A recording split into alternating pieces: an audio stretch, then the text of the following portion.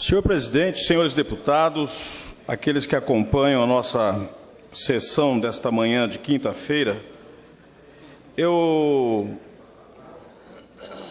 primeiro lugar, quero agradecer aqui a gentileza do deputado Osvani de ceder o tempo do grande expediente para que eu pudesse usar a tribuna.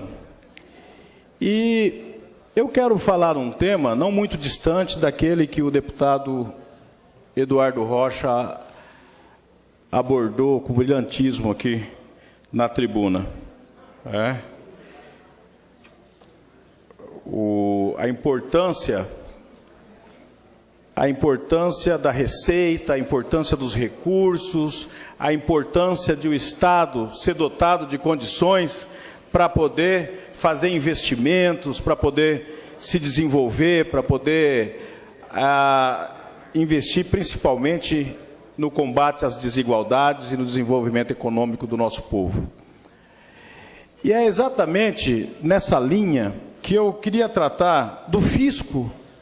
do Mato Grosso do Sul, em especial da Secretaria Estadual de Fazenda, dos seus funcionários e, mais em especial ainda, dos agentes tributários estaduais, os ATEs do Mato Grosso do Sul,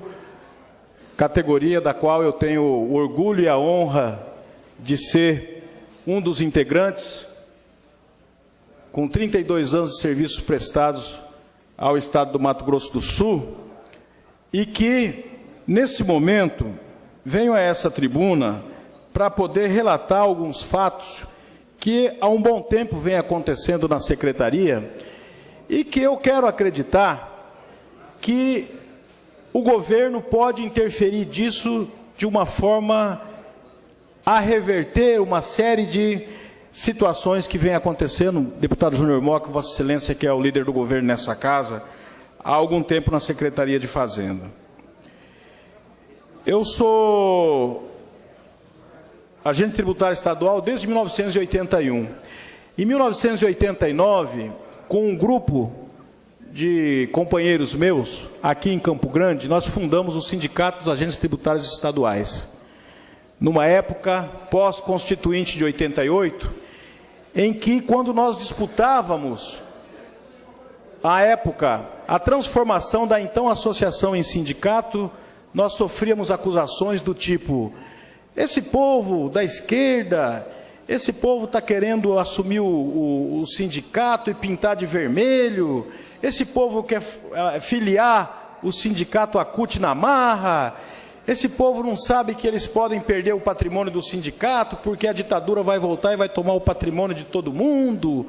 Esses equívocos normais e que a gente enfrentava com tranquilidade, e provamos na prática que a criação do sindicato foi um grande avanço, tanto que, a partir daí, nós conseguimos muita coisa com a nossa organização sindical independente. Nós avançamos quando tivemos independência em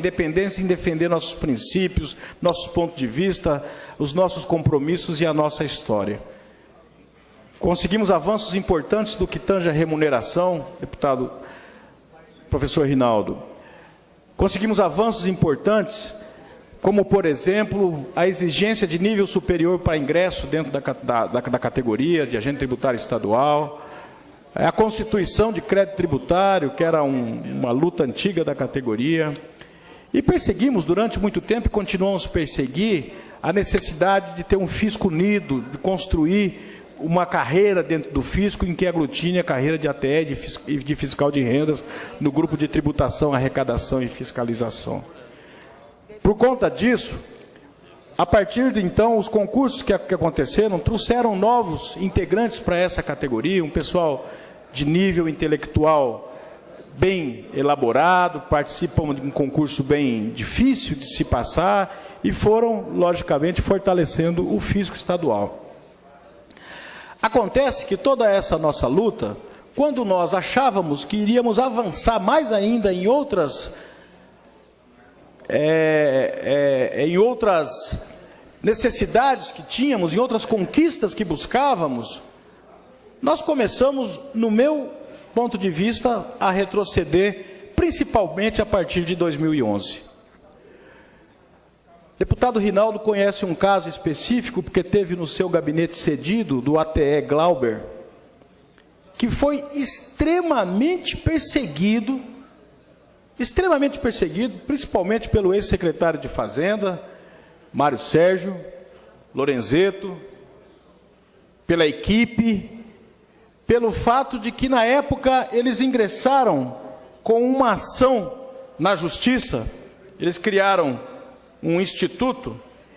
e ingressaram na Justiça com uma ação reconhecida em juízo de obrigação de fazer, discutindo horas extras, discutindo uma série de outros direitos que os ATEs entendem que têm e que procuraram o seu direito à justiça para poder fazer essa reclamação e, a partir daí, então, logicamente, com o governo, estabelecer as relações que normalmente, de uma forma diplomática, se faz das relações de trabalho entre empresa e empregados,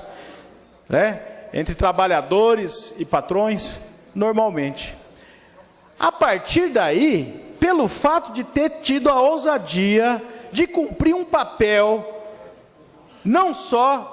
o Instituto naquela época, como outros colegas que em vários lugares da Secretaria, em várias sedes da Secretaria de Fazenda do Mato Grosso do Sul, assinaram um documento pedindo incorporação da produtividade, pedindo,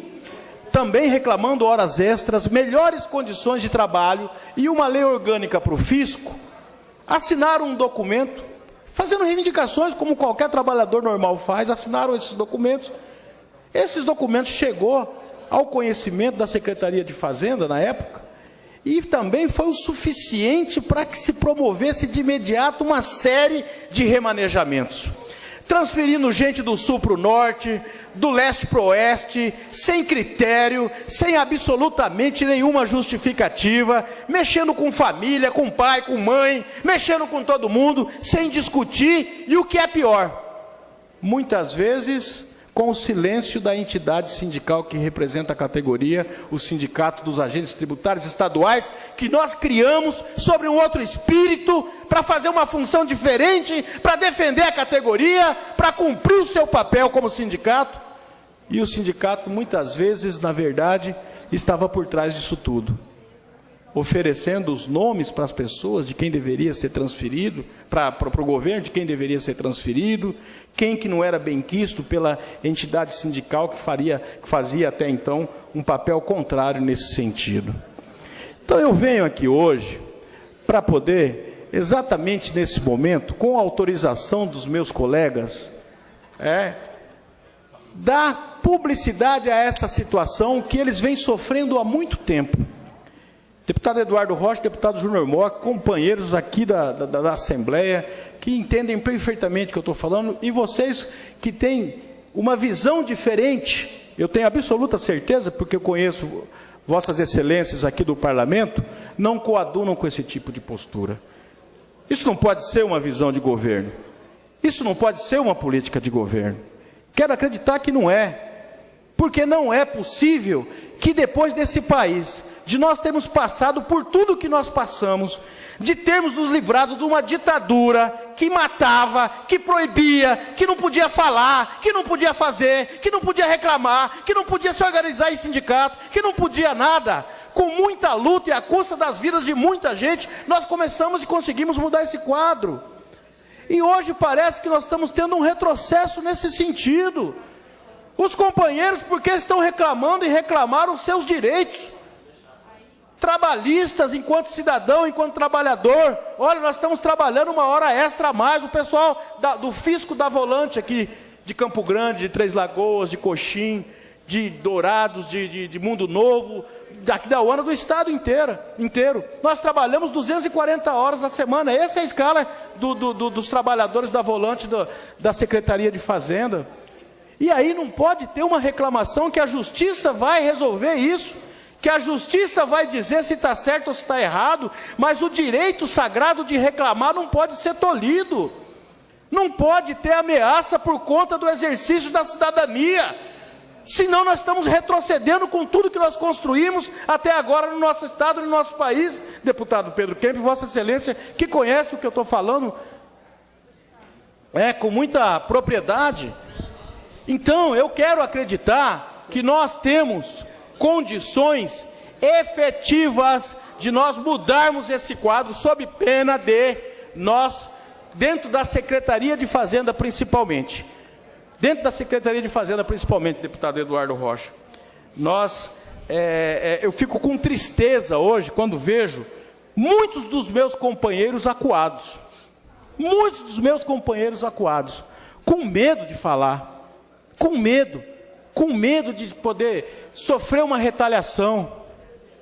com medo de que amanhã alguém possa fazer alguma coisa para prejudicá-lo em função de que ele trouxe ao conhecimento aqui do deputado, ou seja, de quem for, ou de uma autoridade judicial, ou fez um comentário em roda que seja, que está tendo um problema com relação à escala de trabalho, que ele gostaria de ter a produtividade incorporada, que ele gostaria de ter uma lei orgânica específica, questões que são corriqueiras a qualquer trabalhador, se sentir ameaçado, porque senão, se fizer parte de determinado grupo, sofre a ameaça de ser transferido. E como é um ato discricionário da administração, não precisa justificar, basta dizer que tem necessidade de trabalho lá no norte para o servidor que está no sul, mesmo que isso não se comprove, mesmo que na prática se comprove que lá no norte está tendo excesso de servidores, mas é o intuito de prejudicar. Isso eu quero acreditar que não pode ser regra dentro da Secretaria de Fazenda mais, e quero acreditar, deputado Eduardo Rocha, que não é orientação do governador. Embora o governador, muitas vezes, e a Vossa Excelência sabe disso, né, tem a fama de ser um governador que ouve pouco. Muita gente fala, o André é ditador, o André manda, o André faz o secretário abaixar a cabeça, o André não deixa isso, não deixa aquilo. Não quero acreditar que isso seja orientação dentro da Secretaria de Fazenda e dentro do Fisco. Não quero acreditar, porque se for, deputado, nessa altura do campeonato, logicamente que nós somos obrigados a opor resistência a isso. Colocar a boca no mundo, dizer para todo mundo o que está acontecendo, para a gente poder coibir esse tipo de coisa. Então, quero acreditar, não sendo orientação, que esses fatos podem ser revertidos e nós retomarmos uma relação de respeito dentro do fisco, onde o que mais vale para a administração é exatamente o trabalho técnico e competente do funcionário. Isso tem que estar acima de tudo. Agora, o direito de reclamar é sagrado, como cidadão e como funcionário. Não é nem direito, é o dever quando se sente incomodado ou tolhido no seu direito.